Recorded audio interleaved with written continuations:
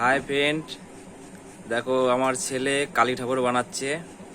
প্রতি বছরই একটা করে বানায়, ঠিক আছে। তা প্রতি বছর কালী ঠাকুর, দুর্গা ঠাকুর সবই বানায়। এই গেল বছরও কালী ঠাকুর একটা বানিয়েছিল, তাই এই বছর একটা বানিয়েছে। তাই এই যে একটা আমার ছেলে, দেখি বাবা একটু মুখটা ঘোরাতো, একটু ভালো করে তাকাও, ভালো করে তাকাও।